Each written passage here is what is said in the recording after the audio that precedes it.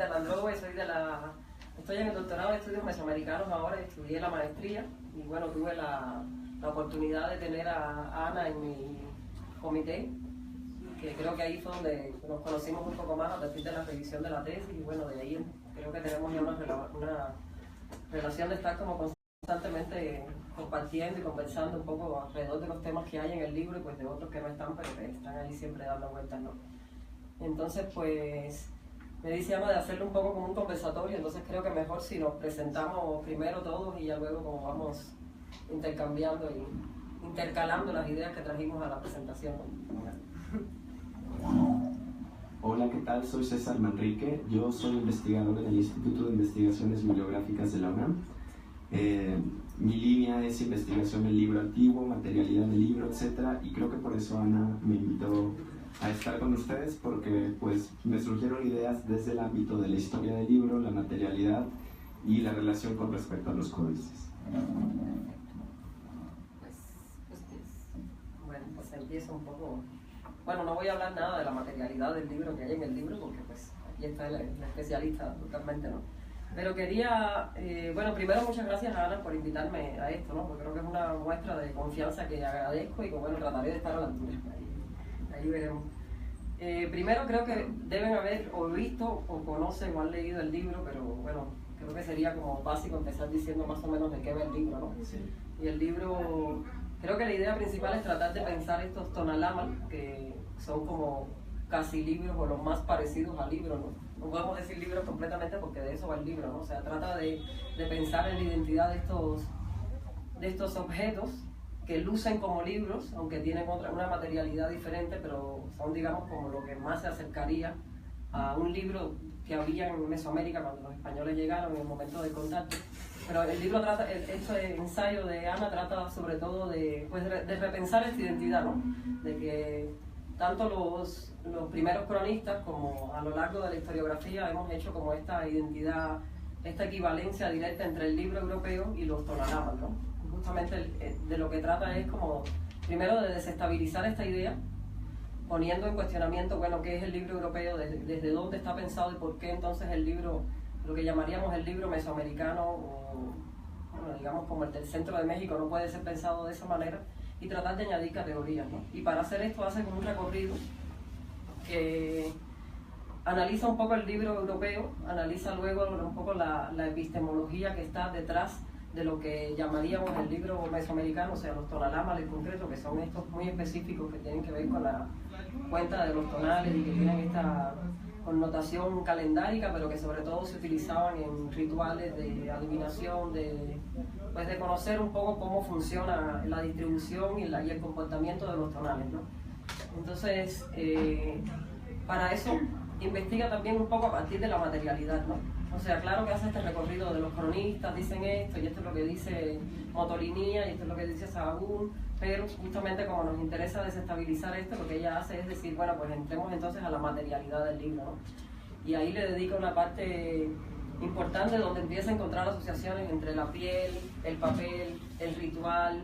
Creo que de ahí un poco empieza dentro del ensayo este desplazamiento del tonalama como tal, que es de lo que empieza hablando, hacia el título del libro, que tiene que ver más con el maíz, ¿no? Porque empieza a pensar un poco en esto de que básicamente lo que sucede es que no está todo en el libro, o sea que no es como un libro europeo donde de alguna manera el conocimiento está ahí plasmado y uno se lo lee y ahí está, ¿no? O sea, alguien lo escribió, alguien tiene el conocimiento, lo escribe, lo plasma en el libro y uno puede leerlo y ya está de nuevo en uno, ¿no? O sea, como funciona de una manera completamente diferente, ¿no? Donde el universo de utilización de estos tonalamas pasa por sí algo que pudiéramos llamar como una lectura, pero pasa también por una relación con objetos, pasa sobre todo por el conocimiento del especialista ritual que está trabajando con ellos, ¿no? Que creo que es un punto que se enfatiza mucho en el libro, ¿no? Como que no está en el libro, sino en quien lo maneja, ¿no? Y en esta larga cadena que es de producirlo, entenderlo, utilizarlo y transmitirlo, ¿no? Y entonces en este recorrido creo que hace, yo diría que dos cosas fundamentales, ¿no? Una es cuestionar esta idea, que yo diría que es casi como un mito a estas alturas, ¿no? En el sentido de que se repite mucho y deja de empezar a tener datos que son continuamente reevaluados, ¿no? Se convierte como en una verdad simplemente a la que uno va y acude, ¿no? Que es esta idea de que al ocurrir la quema de los códices y un poco este asalto sobre la literatura producida y plasmada sobre un soporte, pues por supuesto está la quema de Landa, de Torquemada, o sea, estos incidentes en la historia que son famosos, ¿no? Al ocurrir eso y perderse eso, de alguna manera el conocimiento pues se pierde, ¿no? Y eso es un mito que está muy asentado en la historiografía mesoamericana y que creo que Ana se toma como mucho cuidado y creo que junta muchos datos para demostrar que eso no sucede así, ¿no? Y el primer desplazamiento es que, bueno, que en la medida en que el conocimiento no está completamente ahí, aunque también ahí, o sea, creo que esto también es importante, como no se trata de negar que hay algo plasmado, por supuesto, para que hay que ser especialista para conocer. Si el conocimiento está en las personas, pues claro que si se destruyen esos tonalamas, la memoria puede continuar, ¿no? Y creo que ese es como un punto así fundamental, ¿no? Lo que hace por desestabilizar esta idea de que el conocimiento se acabó ahí, ¿no? Ya quemaron los códices, se acabó el conocimiento y de alguna manera todo lo que viene después es pura supervivencia, ¿no? Entonces, bueno, este es un punto al que regresaré porque creo que tiene como consecuencias importantes que vale la pena pensar más allá del libro, pero creo que lo dejo aquí. No sé si César quiere abundar un poco en lo de la materialidad. Creo que es como un punto también importante que Ana utiliza metodológicamente dentro del libro para producir esa desestabilización, ¿no? Gracias, Hilda. Pues voy a seguir un poco el guión que traje preparado. En este breve texto hablaré de las ideas centrales vertidas en la introducción del libro y desarrolladas a lo largo de 5 capítulos poco extensos, bien escritos, y cuyas ideas amplían y complementan el ámbito de estudio de varios aspectos fundamentales de los códices mesoamericanos, como su materialidad. Entre tanto, evocaré ejemplos que me fueron viniendo, así pensé, esto se lo tengo que decir, porque son ideas que me surgen como lector.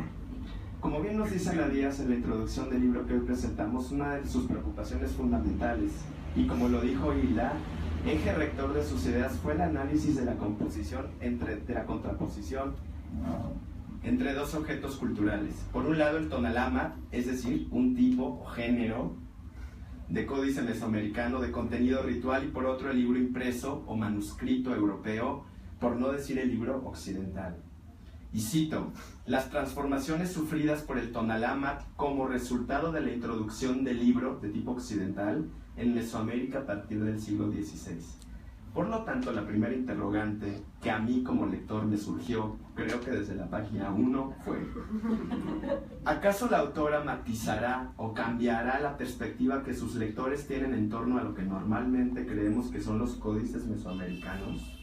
De hecho, la respuesta a mi pregunta se contesta bastante rápido, porque efectivamente su autora nos invita directamente, y como dijo Hilda y ya se dieron cuenta, a desestabilizar, y me pareció una elección muy puntual esa palabra, desestabilizar la identidad del tonalama como libro. Es decir, se nos instiga a repensar la asociación que normalmente se ha hecho entre un códice mesoamericano y un libro, como si se tratara de objetos totalmente equivalentes, olvidando generalmente que fueron producidos por sociedades diferentes y en contextos epistemológicos distintos. Y es que el tonalama, estrictamente hablando, no era un libro, como entendemos a los libros impresos aparecidos en Europa desde la llegada de la imprenta de tipos móviles en el siglo XV. Por ende, el hilo conductor del texto parte de la premisa de que los códices no son totalmente equivalentes a los libros, que en tanto objetos culturales no son un reflejo exacto el uno del otro. De hecho, esta fuerte vinculación o asociación directa entre códices y libros ha hecho pensar, como dijo Hilda, que con la destrucción sistemática o la pérdida de cientos de códices a lo largo de nuestra historia, el conocimiento resguardado en ellos también se ha perdido irremediablemente y resulta por ende irrecuperable. Y como dice Hilda, entonces todo lo que conocemos ahora es mera supervivencia. Y es que no es raro que pensemos que el hecho de destruir o quemar libros nos lleva a la pérdida total de conocimiento, pues la historia universal ofrece ejemplos dramáticos de pérdida de conocimiento y de patrimonio. El tristemente célebre incendio de la Biblioteca de Alejandría en la Antigüedad es paradigmático, pues muchos de sus materiales sucumbieron para siempre ante las llamas. La humanidad ofrece ejemplos más recientes. Hace poco más de 100 años, Las bombas alemanas consumieron en 1914 cientos de materiales resguardados en la Biblioteca Central de la Universidad de Lovaina en Bélgica, lo cual se usó en su momento como propaganda en contra de la barbarie alemana que destruía el conocimiento de una sociedad letrada. O recientemente el mundo fue testigo de la destrucción de cientos de libros a principios del 2013, fue una historia de hecho muy dramática, en la Biblioteca Histórica de Timbuktu en Mali, a manos de grupos terroristas. Estos ejemplos nos hacen pensar directamente en la pérdida absoluta de conocimiento valioso y recuperable que quedó reducido a cenizas ante los embates de la historia. Sin embargo, y esto es lo más interesante en el caso del libro de Ana Díaz, para el caso de Mesoamérica, y probablemente sea el caso de otras sociedades no occidentales, si reconsideramos que los códices no funcionan del todo como nuestros libros de corte occidental, entonces estaremos completamente encarrilados en los argumentos de la autora, quien nos llevará por un recorrido en el que los antiguos códices, a pesar de los embates violentos de la historia, como el auto de fe de Maní, se transformaron, se adaptaron a otra realidad social, otro marco epistemológico, y por ende se pudo preservar el conocimiento en múltiples comunidades indígenas. Como pueden ver, estimados lectores en potencia, una de las dimensiones más originales y atractivas de la propuesta de Ana Díaz es precisamente la invitación a disociar la tradicional vinculación entre códices y libros. Dicha invitación se plantea claramente desde la introducción, en donde la autora nos estimula por un lado a enriquecer la discusión sobre la materialidad de los códices en tanto objetos, cuestión que a mí como estudioso del libro antiguo fue lo que más llamó mi atención, pero también a complementar el análisis material con el estudio, y creo que en este caso, Hilda, es lo que más te llamó la atención a ti porque eres del posgrado en mesoamericanos, completarlas con las formas de pensamiento nahuas, para tener una visión íntegra y completa del contexto ritual en que los códices se producían, en el cual operaban o se utilizaban en formas completamente diferentes a como se utilizan los libros europeos de carácter litúrgico o devocional. Con la llegada del nuevo orden hispánico, es decir, durante la época colonial, los códices, al igual que muchos otros objetos de la vida cotidiana, sufrieron transformaciones para poder adaptarlos a las nuevas condiciones de vida, convirtiéndose en una variedad de objetos. Una de las conclusiones del autor a partir de este proceso de transformación es que, y cito, los códices conforman un corpus de conocimiento dinámico y creativo que integra el uso de diferentes materiales y objetos. Al leer estos preceptos en la introducción de Ana, y sobre todo al pensar en las transformaciones sufridas por los códices, pensé inevitablemente en uno de los principios rectores de la química universal, enunciado por Antoine Lavoisier en el siglo XVIII, que a la letra dice: la materia no se crea ni se destruye, solo se transforma. Al venir a mi mente este principio fundamental, pensé en una adaptación que la lectura de este libro inspiró.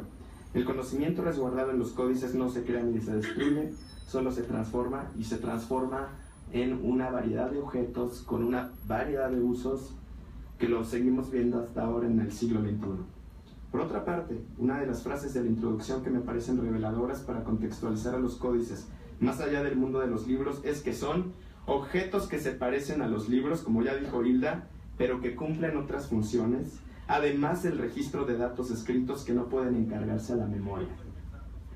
Y es que, a riesgo de equivocarme, pareciera que las sociedades modernas en Occidente, sobre todo a partir del Renacimiento, tienden a perder el uso de la memoria colectiva y ritual, por lo que para estas sociedades occidentales, la escritura, y estoy citando a Ana Díaz, consiste en una tecnología que opera en compensación del olvido, lo cual me trajo a la mente, para que vean que estamos ante una lectura estimulante y no ante una lectura chata y aburrida, me trajo a la mente la novela icónica de Ray Bradbury de 1953, Fahrenheit 451, y su respectiva película dirigida por Truffaut en 1966.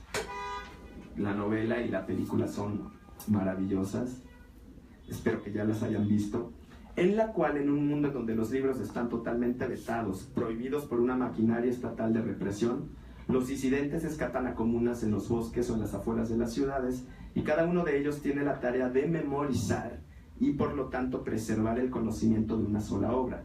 Y es que, como ya se señaló, los libros en Occidente guardan el conocimiento y por lo tanto su destrucción implica la pérdida total del mismo, la cual se evita por medio de la memorización de los textos. Es decir, en la novela clásica de Bradbury se hace énfasis en la praxis, como dice Ana Díaz, y no en el conocimiento estático inmutable fijado en el papel. Lo mismo ocurre entonces con distintas tradiciones nahuas y en general amerindias, en donde el énfasis en la generación de conocimiento no está puesto en los libros en sí. Por lo tanto, este trabajo continúa los esfuerzos de otros autores como Chuchiak, Tavares, Ruiz Medrano, en el que se reivindica la postura de que el conocimiento indígena de diversos géneros no se perdió irremediablemente ante la quema o pérdida de los códices. Las sociedades indígenas no quedaron huérfanas o desposeídas intelectualmente, conservando solamente algunos rituales aislados o, como dijiste, Hilda, de supervivencia. El conocimiento podía ser sujeto a transmisión utilizando otros dispositivos como la memoria y las omnipresentes tradiciones orales. Por su parte, los códices mismos mutaron en tanto objetos y se transformaron ante las necesidades de un nuevo orden y una nueva sociedad tan compleja y heterogénea como la novohispana. Ante este crisol, las sociedades indígenas y su transmisión de conocimiento no quedaron pasivas ante el nuevo orden social, sino que participaron activamente en la conservación, transmisión, transformación, adaptación de las viejas ideas rituales. Esta lectura me recordó que lo mismo hicieron las violentadas sociedades de la costa de África Occidental, víctimas sistemáticas de los intereses esclavistas de portugueses, españoles, ingleses o holandeses a lo largo de 4 o 5 siglos. Y es que ante la imposibilidad de llevar consigo registros escritos y otros dispositivos de la memoria, las personas esclavizadas transmitieron sus conocimientos y tradiciones oralmente, conservándose por todo el continente americano, desde las plantaciones de tabaco de Virginia hasta el Río de la Plata, tradiciones y prácticas importadas desde África por generaciones de esclavos trasterrados por la fuerza hacia nuestro continente. Por ello, este libro subraya la fascinante dimensión de la conservación mnemotécnica y oral que, pese a nuestro gran respeto y aprecio por los libros y el conocimiento fijado en ellos, no eran y no son la única manera de preservación del conocimiento. Finalmente, para no extenderme mucho, había preparado de qué trata cada capítulo, si quieren lo podemos discutir después, pero es una cosa muy interesante porque los códices no son libros. Ana Díaz retoma varios textos como los Anales de Tlatelolco, la historia de los mexicanos por sus pinturas o incluso restos materiales del Tonalámatl de Obán o de Obín, y nos habla de que eran objetos utilizados de forma diferente, había que alimentarlos con sangre por los rituales en los que participaban. Y me gustaría aquí insertar y terminar con una idea que me vino como lector. No tenemos referentes similares en cuanto a prácticas de lectura ritual en la cristiandad de la época, porque en Occidente el libro en sí mismo no cobra vida propia como sí lo hacían los Tonalámatl, ni se convierte en una deidad que necesita ser alimentada con sangre o con otros fluidos. No se alimentaba una Biblia untándola con sangre, a menos que se trate de un ritual nada ortodoxo de corte satánico, creo. Al contrario, este tipo de prácticas hubieran sido consideradas como heréticas. De hecho, se consideraba un error atribuirle propiedades mágicas a escritos u otros papeles que tenían registrados hechizos de enamoramiento o de embrujamiento. Y que se sabe, por ejemplo, que en Europa se hace el atado no sé, hay un hechizo, sobre todo de enamoramiento, y lo llevas en el cuerpo. Ese tipo de prácticas que le dan a la escritura esta magia están completamente prohibidas porque se consideran heréticas. Existen otros rituales cristianos en donde participan los libros, pero no como entes con energía o vida propia. Pienso en la misa y concretamente en el sacramento de la Eucaristía y el resultante misterio de la transustanciación del pan y el vino en el cuerpo y en la sangre de Cristo. Por ello, para el ojo occidental de hombres como los frailes del siglo XVI, este tipo de dinámicas rituales complejas que atribuían a los libros potencias con vida propia resultaba completamente ajena en tanto su propio referente cultural. Pienso pues, estimada Ana, que junto con los otros autores que ya he mencionado, como por ejemplo David Tavares, Thomas Cummins, Chuchiak, junto con los otros autores has puesto sobre la mesa un tablero de juegos. Excelente analogía que haces para comprender, como bien dices, que no todo lo que contiene texto e imágenes es susceptible de considerarse como un libro y que su uso se basa en dinámicas que van mucho más allá de la lectura del texto que contienen. Esperemos sigas con tus investigaciones incorporando más ejemplos resultantes de esta interacción creativa, dinámica y continua entre diferentes ámbitos culturales gestados entre los siglos XVI al XXI. Finalmente pienso que tu estudio, al igual que las flores de plástico que no se marchitan nunca, que se utilizan actualmente en rituales de especialistas, por ejemplo uno que vio Ana en Hidalgo en el 2014, tu estudio, al igual que las flores de plástico que no se marchitan, está destinado a ser perenne y ampliar y enriquecer esta corriente de renovación historiográfica en torno a otras prácticas literarias y de lectura que no sean estrictamente occidentales. Bueno, siguiendo un poco pensando, profundizando en esto que él estaba comentando, definitivamente el gran acierto del libro es lograr esta desestabilización. O sea, cuando uno cierra el libro dice, no, pues de plano no era lo mismo, ¿no? Y creo que como eso queda muy claro, ¿no? Y quería mencionar dos cosas. Uno es que me parece, bueno, el título, empezamos a explicar aquí como, no, trata sobre los tonalanos, pero de pronto ves el título, bueno, el maíz se sienta para platicar, ¿no? Y creo que debe haber sido intencional, ¿no? O sea, a mí me pasó mientras lo leía, ¿no? Como, bueno, pues se trata del maíz, la imagen que está en la portada es más la representación en un códice de esta ceremonia, pero de pronto estamos hablando de los libros y de las clasificaciones de los cronistas, y de pronto así como por el medio del libro uno llega como a este episodio, que es el que él se refiere de Hidalgo 2014, donde Ana asiste a un ritual donde hay toda esta práctica divinatoria con maíz, y ella explica, es donde explica esto de que la memoria no ha muerto con los libros, ¿no? Que se sigue reproduciendo socialmente, que hay un proceso de transformaciones, que es posible rastrear ese proceso, y llega a este punto, ¿no? Y yo creo que es como un gran acierto, y creo que es un gran acierto dentro de la lógica interna del libro, llegar como a este momento de descubrimiento de, va de esto, ¿no? Por una parte, y bueno, ahí dices, claro, por eso se llama así el libro, ¿no? Pero creo que por otra parte revela algo que me parece muy importante dentro de la lógica que se va construyendo, que es que hay una preocupación explícita y declarada, así creo que desde la segunda página, ¿no? De pensar en las consecuencias de la forma en que miramos el conocimiento indígena, ¿no? Y creo que esto es como muy importante, ¿no?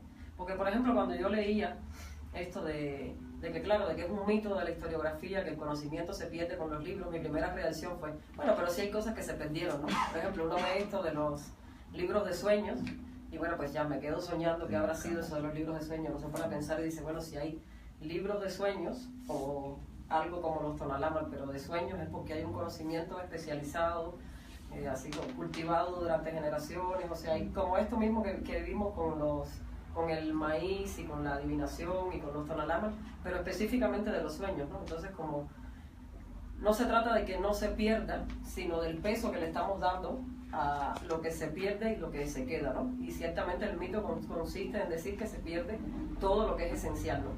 Y lo importante de este movimiento de considerar qué implicación tiene la manera en que miramos estos asuntos, es que, claro,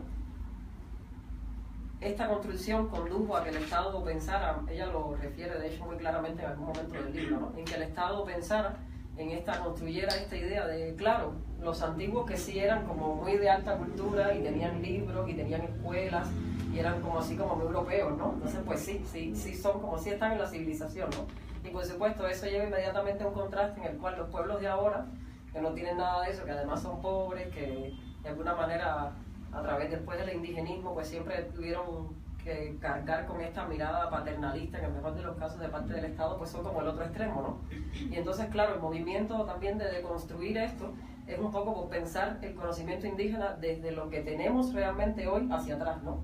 O sea, si lo piensas como las grandes culturas que perdimos y estos son los sobrevivientes, el desplazamiento va así como al pasado glorioso y el terrible presente miserable en el que vivimos, ¿no? Pero si pensamos que de pronto en este ritual en Hidalgo uno ve justamente esta misma lógica, o sea, de alguna manera esta memoria que se ha ido conservando, esta sabiduría que está en los especialistas rituales, está ahí y tiene además un nivel de complejidad y de sofisticación tremenda, ¿no? Como de esta memoria que está ubicada topográficamente, o sea, un nivel de verdaderamente muy complejo, ¿no? Que para nada puede ponerse en comparación con ay, pues el conocimiento escrito es mejor y el oral no, o sea, como que no pasa por ahí, y creo que es autoevidente, ¿no?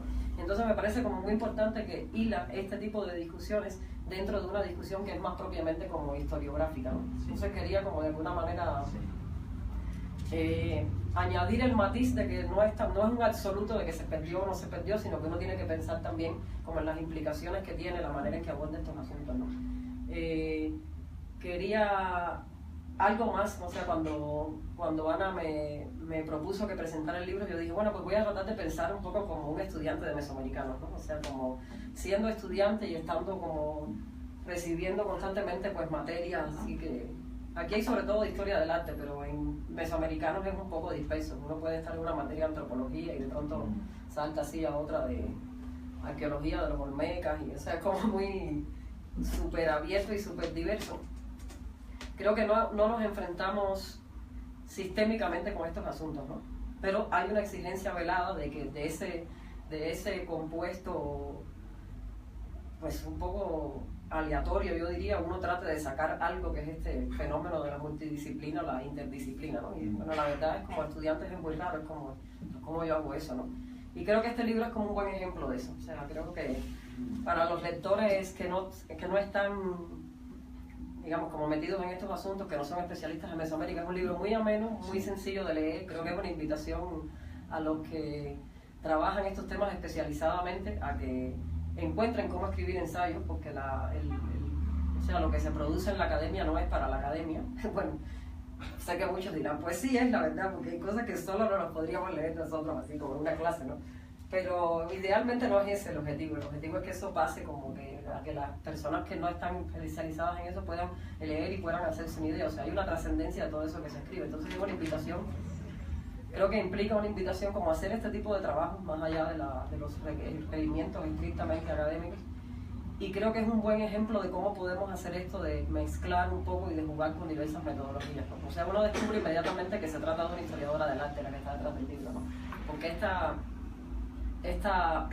fijación, en buen sentido, con la materialidad, creo que es algo muy de la historia del arte, ¿no? De pensar, bueno, pero eso está hecho de piel, eso tiene toda una lógica de el material con el que se produce, cómo se prepara luego este amate, la pintura, las capas, la manipulación. O sea, hay una mirada muy desde la historia del arte. Pero luego hay también incorporadas reflexiones que son de la antropología, sí, o que son propiamente de la historia. Incluso hay esta cosa de decir, bueno, pues yo no, quizás esto no estoy absolutamente segura, pero quiero reflexionar sobre estas ideas, ¿no? Y me parece que eso es como una invitación a los, digamos, como los que estamos en el medio de cómo podríamos hacer este tipo de experimentos y este tipo de rejuegos entre unas metodologías o entre unas disciplinas y otras, ¿no? Eso es como algo que quería. Y bueno, no sé si quieren ustedes agregar algo, pero hay como un tema que a mí me surgió mucho del libro, que lo tengo como pregunta, que tiene que ver con una nueva dicotomía en la que creo que, o sea, es algo que veo en el libro de Ana, pero creo que no tiene que ver con el libro de Ana, por eso insisto, es como para pensarlo más allá, ¿no? De esto que nos pasa cuando analizamos el periodo colonial, la dicotomía tiende a ser, o pensamos lo que sucedió en términos de lo que la gente sufrió bajo el yugo colonial, o sea, que es un poco como, yo diría que es como la mirada historicista, ¿no? Así como, no, porque los españoles persiguieron a la gente, quemaron los códices, no sé, como estar enfocados en eso, o por otra parte pensar más bien en las lógicas internas que hacen posibles estas transformaciones, ¿no? De hecho, Ana lo dice en un momento muy claramente. Claro que hay cosas que podemos pensar como la persecución que hubo y la intención que hubo todo el tiempo desde la colonia de destruir estos soportes materiales del conocimiento, pero es mejor pensarlo en términos de sus propias lógicas de transformación. Porque claro, estos códices, los que quedaron, luego hubo que esconderlos, hubo una presión muy sistemática por encontrarlos, por destruirlos, y en esa presión, por supuesto, eso va pasando. A medida que eso va pasando, los códices se van transformando, ¿no? Empieza la escritura alfabética, bueno, de ahí vienen los chilames, estos libros, estos calendarios que le decían, sobre los que Tavares ha trabajado mucho. Claro que responden a lógicas internas, ¿no? Porque de alguna manera es como hay que transformar lo que necesita ser transformado, o sea, de la escritura pictográfica, la escritura alfabética, del material, o sea, del soporte llano de amate, de la forma de las hojas, o sea, todo lo que sea necesario para que esto siga cumpliendo la misma función que tenía. O sea, necesitamos de alguna manera esta guía de los tonales para que el especialista pueda interactuar con eso. Entonces están esas transformaciones, ¿no? Y creo que es como importante pensar en cómo encontrar el equilibrio entre las dos cosas, porque las dos cosas son ciertas. O sea, es tan cierto como que hubo una presión social muy grande de parte de las autoridades coloniales, y al mismo tiempo también es cierto que hubo una habilidad muy importante y muy basada en sus propias lógicas de reproducir el conocimiento de maneras que, bueno, pues hubo que inventarse en ese momento, ¿no? Que hubo que enfrentarlo de todas formas, ¿no? Y en ese sentido, por ejemplo, Ana menciona un caso que a mí me parece muy relevante que lo mencione, que es el de la quema de los libros de Escóbal, en la época de Escóbal, que bueno, fue un episodio así muy conocido en la historia, que justamente tiene como, o sea, la lógica que siempre se usa es como esta: los mexicas llegaron, se pusieron a vivir en un lugar donde ya había pueblos que estaban ahí, por supuesto los vencieron, los expulsaron de ahí, crearon un imperio, y ya con esta mentalidad imperial, además muy como pensaríamos en Occidente, ¿no? Ya con esta mentalidad imperial lo que hacen es queman los códices que ya existían, que supuestamente deben haber sido códices pues de los pueblos que vivían ahí, ¿no? Contando su propia historia en el Valle de México. Y ellos escriben sus propios códices, ¿no? Y esto siempre es entendido como una reescritura de la historia, o sea, muy así al Imperio Romano, ¿no? Que también es como nos imaginamos el Imperio Mexica un poco, ¿no? Y la verdad no sin razón, porque pues, los mexicas eran duros los muchachos, ¿no?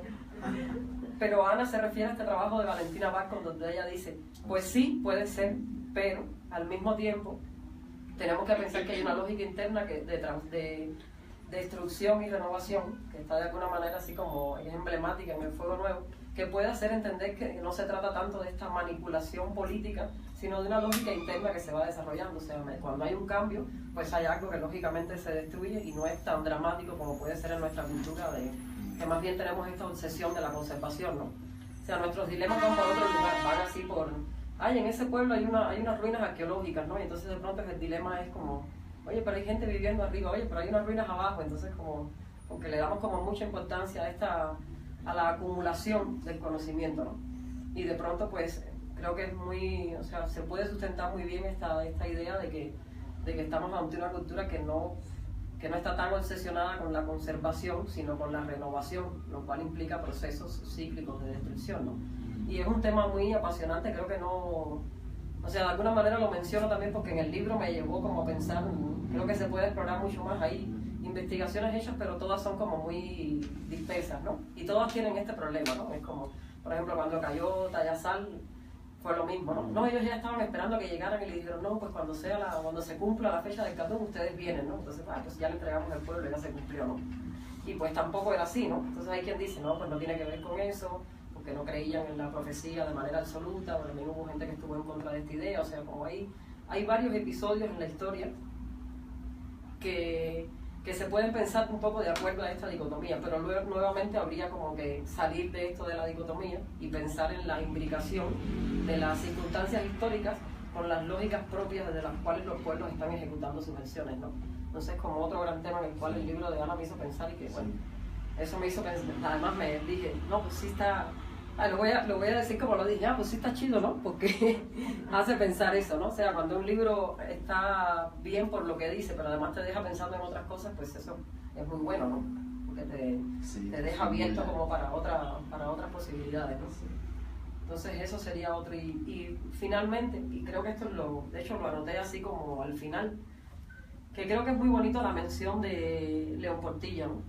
Yo estaba pensando mucho que creo que siempre, bueno, no siempre, la verdad, y no todos los mesoamericanistas, pero creo que muchos, y diría que Ana es parte de este grupo que trata de hacer eso, ¿no? Sí. La preocupación de fondo es, como les decía, pues encontrar cómo ayuda esto que estamos comprendiendo a pensar en los pueblos indígenas, ¿no?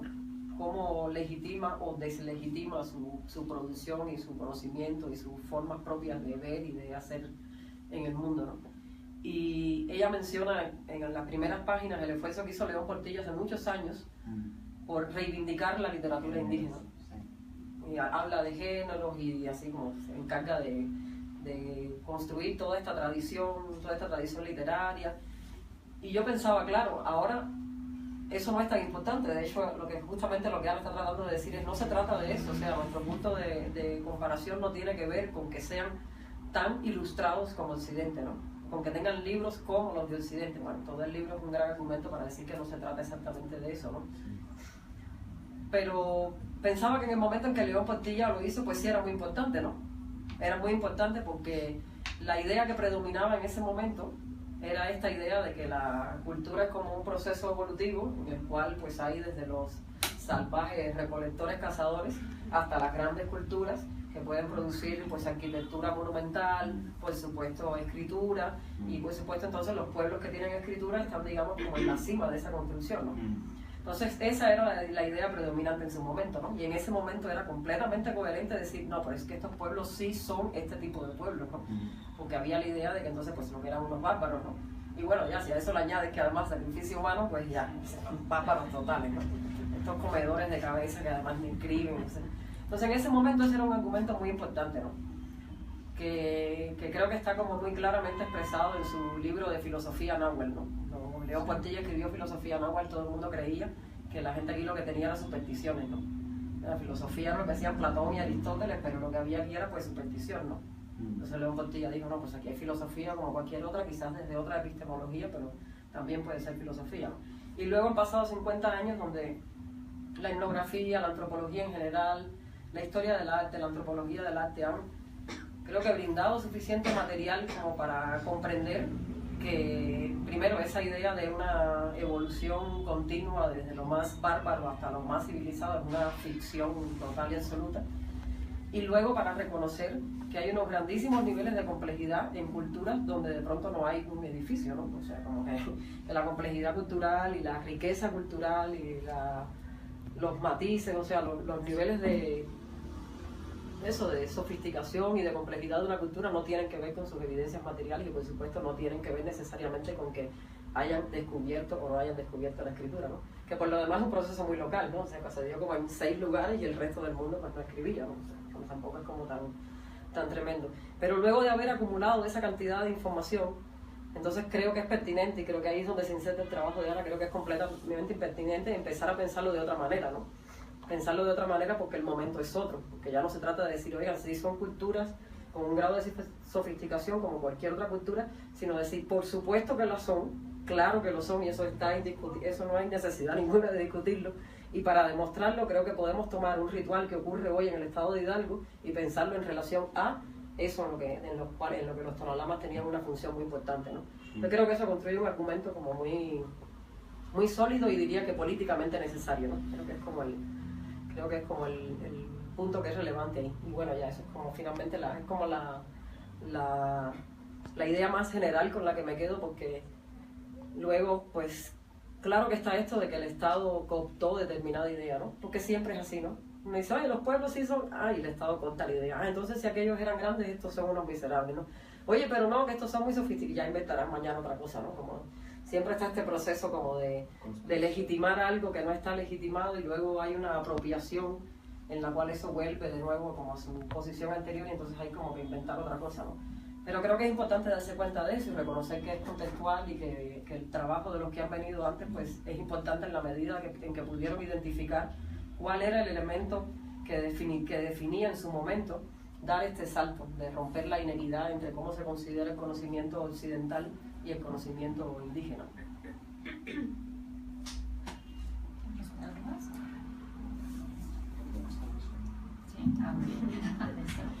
Sí, bueno, pues quiero agradecerles por acompañar el día de hoy. Gracias también a amigos, colegas, alumnos y demás invitados, además a quienes no conozco, y muchas gracias por haber venido en esta ocasión. Y también quiero agradecerle pues a Hilda y a César por estar aquí acompañándome en este espacio que siento que es un espacio como más en corto, ¿no? Más en confianza, y me da mucho, me interesaba conocer como tus comentarios, César, porque precisamente eres alguien que no viene de toda esa tradición, a pesar de que estudiaste en la UNAM, eres historiador, entonces reconoces perfectamente bien como todo este contexto y seguramente muchos de los autores de los que se hablaba y de las problemáticas, ¿no?, de las que se hablan en el libro. Sin embargo, el objetivo de escribir este libro fue parte como de un proceso de aprendizaje, y creo que eso es importante mencionarlo, ¿no? Porque inclusive el formato, efectivamente, es un formato de ensayo, es un libro que surgió en un momento en el que estaban surgiendo mucho más dudas de las que yo podía entender y organizar. Entonces dije, a ver, vamos a tratar de poner como sobre la mesa un par de problemas, un par de orden, y si yo tratara como de explicar algo de manera sencilla, pensando en todas las conversaciones que he tenido con alumnos, con amigos o con familiares, ¿no?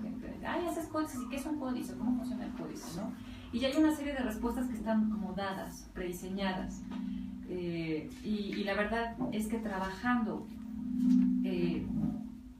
acercándome a los códices, precisamente como una historiadora del arte, como alguien que piensa en los materiales, que piensa en los procesos de producción, que piensa en los procesos de uso, y además algo que tenemos los historiadores del arte es que pensamos una obra a través del tiempo, ¿no? No es lo mismo la Mona Lisa en su momento de producción que el día de hoy en el Louvre, ¿no? O sea, hay una serie de valores, categorías y demás que siempre están interactuando.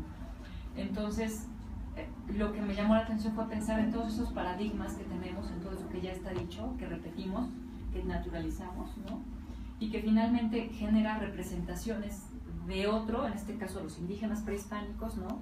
En donde, pues, básicamente todo el mundo habla, pero menos escuchamos sus voces, ¿no? O sea, su voz en torno a lo que es, en este caso, por ejemplo, el tipo de géneros o qué nombres tenían los libros. Y ahí empezó el primer problema, ¿no? Al acercarme a los nombres o a los conceptos, pues resulta que las cosas no cuadran, ¿no? Que el tonalámatl, hecho de amate, pero los que conocemos están hechos en piel. Entonces, ¿cómo están funcionando todas estas categorías? Hay una serie de contradicciones que lo que están revelando es más bien un ejercicio en el siglo XVI por traducir conceptos, por traducir prácticas, ¿no? Dentro de un universo cultural que, pues, el día de hoy sería lo más cercano, los libros serían lo más cercano a las computadoras personales, el iPad y el iPhone, ¿no? Los aparatos celulares. Es la tecnología del siglo XVI. Entonces, lo que estamos viendo creo que es un ejercicio, o me pareció importante poner estas preguntas sobre la mesa, que no es que sean preguntas absolutamente novedosas, que nadie se las haya planteado, ¿no?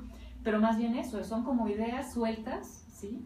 Que en realidad no terminan de concretar, y lo más importante es que si estamos hablando de nosotros somos quienes hablamos de ese pasado, ¿no? Y quienes estamos generando la representación o la descripción de estos sujetos, ¿no? De la gente del mundo prehispánico, y que inclusive tienen hoy todavía, ¿no? este peso dentro de las comunidades a las que llamamos indígenas. Pues yo creo que hay una responsabilidad moral, ¿no? Y desde ahí surgió el proyecto. Lo que empezó siendo una pregunta por el libro terminó enfocándose en una pregunta por cómo generamos nosotros esas representaciones que son políticamente correctas, pero que en realidad invisibilizan, ¿no? Y que son muy irresponsables, ¿no? Yo creo que tenemos... Sí, o sea, tenemos una responsabilidad, y parte de nuestra responsabilidad es, si nosotros los hemos caracterizado de una manera, que en este caso sería como analfabetas, ¿no? Sí, básicamente, sí. Pues yo creo que tenemos la misma responsabilidad de decir, no, a ver, somos nosotros y todos los que estamos generando conocimiento no tienen nada que ver con las formas de conocimiento que ellos tienen, que en este caso sería la memoria, ¿no? De registro. Se supone que, bueno, hoy ya no es nuevo hablar de el peso de la oralidad y de la memoria. Sin embargo, cuando hablamos de oralidad, seguimos como que es algo superficial. Inasible. Ajá, o sea, decimos, oh, sí, la oralidad pesa, pero en realidad no estamos conscientes de lo que es una verdadera práctica de la oralidad, ¿no? Y ese es el punto.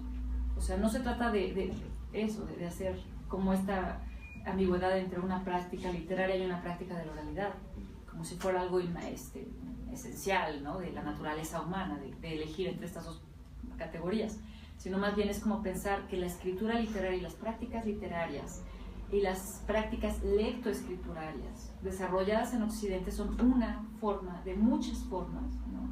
Que se pueden dar en donde siempre la oralidad y como las prácticas vivas tienen un peso importante, ¿no?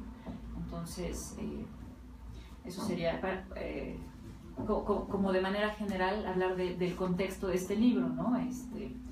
Y por ejemplo esto que mencionabas de los sueños, ¿no? El Temikámatl, que son los libros de los sueños, y el Tonalámatl. Yo creo que no es que hubiera un Temikámatl específico, sino que más bien dentro de toda esta confusión se nombraron géneros y demás, porque finalmente hoy los sueños se siguen interpretando, igual que el maíz. O sea, los sueños, ¿no?, son base de una serie de prácticas tan importantes como prácticas de curación. Entonces, más allá no me metí mucho a las cuestiones de las prácticas, no en este caso de Bauta, y además aquí agradezco mucho que haya venido Alfonso, más bien es allá atrás, fue como una referencia, ¿no? Porque yo no me quiero posicionar como antropóloga, yo no estoy haciendo una reconstrucción antropológica, antropológico, no, simplemente estoy utilizando estas herramientas, y en este caso sí lo que hice fue como referir, ¿no? Si alguien quiere saber más de esta práctica, que para mí fue un parteaguas y que es bien interesante